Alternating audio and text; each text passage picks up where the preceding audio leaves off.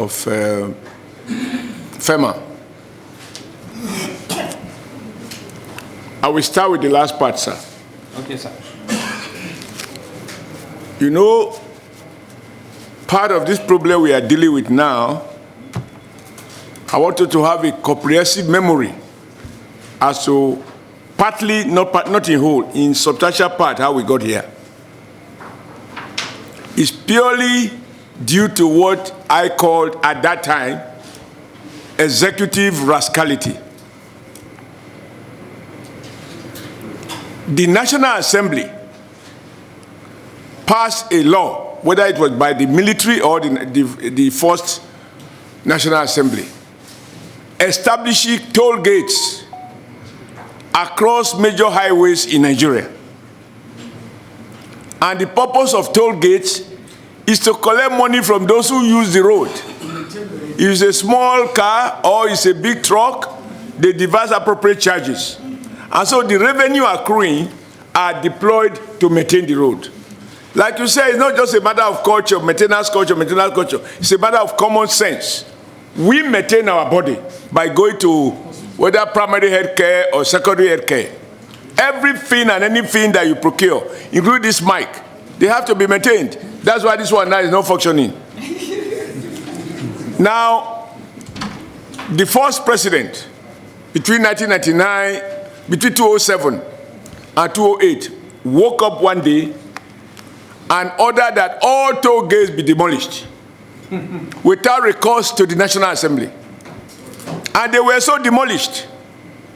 The National Assembly of that time, whether it is the first National Assembly, could not find voice to condemn the then president for breaching the law by using executive power to demolish toll gate established by law without amending the law or repealing the law. As we see it, I do not know whether that law or that which the toll gates were established, whether they have been repealed. Maybe they are just there. It took a non-state actor under my leadership to question the then president that he was acting illegally, and that the essence of democracy and the end of military rule is that no president now has power to decree as follows. If you have a law you don't like, you send proposal to the National Assembly. If you want to make a new law, you send proposal to the National Assembly. What did the then president did? Because why I say this is that we must defend those non-state actors who have courage to do what we, for political exigencies, we may be afraid to do. I don't know what it is, but I can see it a couple of times and a couple of places. We gave Obasanjo, the then president, I shouldn't mention his name. When the last time I saw him, he's much older. He's up to my father, so I need to be careful. Out of respect, I said, you don't have the power to abrogate toll gates that were set up by law without going back to the parliament to repeal that law.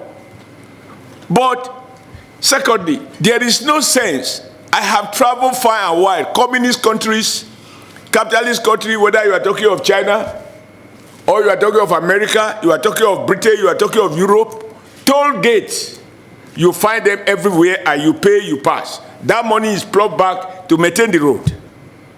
The then president wanted to make money by increasing fuel price.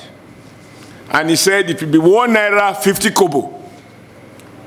Not through parliament, and I also argue that the president is not in a position to issue executive order on taxation. Taxation must be a function of parliament. Even now, we are discussing Mr. President's proposal on taxes. That's the way it should be. But the then president decreed 1 naira 50 kobo, and we in organized labor oppose him. And he said it's only 1 naira 50 kobo. I said no, it's not about the amount. It's about the fact that Nigerians have opted for a democracy. Taxes must be backed by law. President, make your proposal to National Assembly. Until it's approved, you cannot collect 1 naira. Not even 10 kobo. And we put the country on strike, and he has to stop it. So now, even the suggestion that we should collect money from petrol has huge political implication.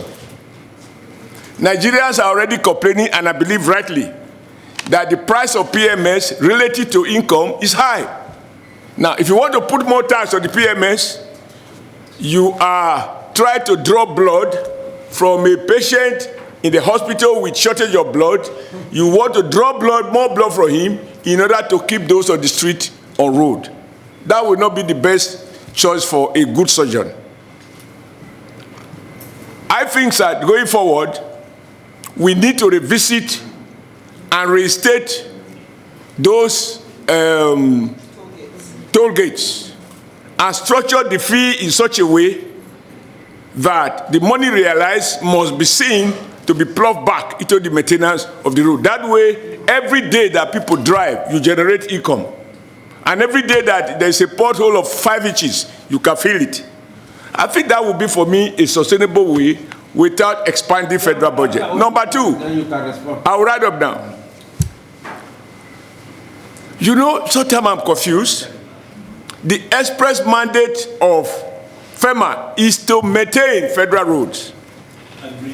And as a young person in my village, we used to see staff who are from Public Works Department maintaining even at roads.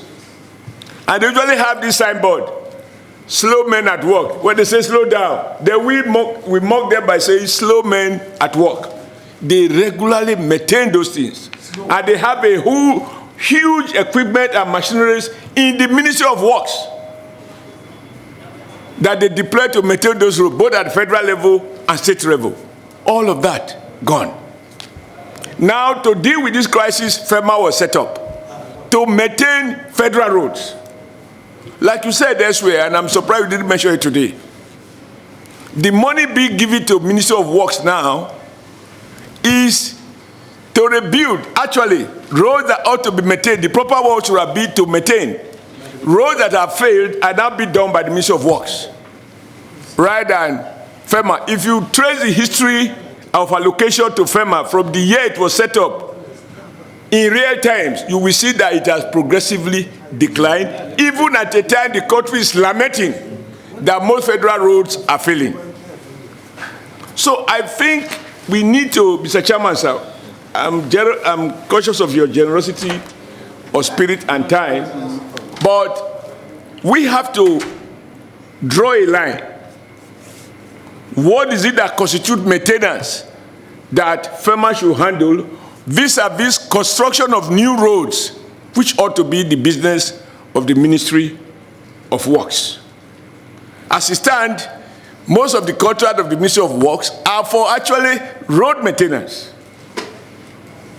And so when you have this overlapping responsibility, who now gets what depends on balance of political forces or who can best, you know. But I'm really concerned. I would say sympathetic because you don't need any more sympathy. It's about Nigeria. I'm really concerned that we set up laws with a clear focus, clear mandate, and over time, the institutions suffer from what I want to call goal displacement. And then you now have a token, just to say that you have not abolished it, you allocate a token which is not meant and is not capable of doing anything. And then you have overhead that was set up where the vision was clear.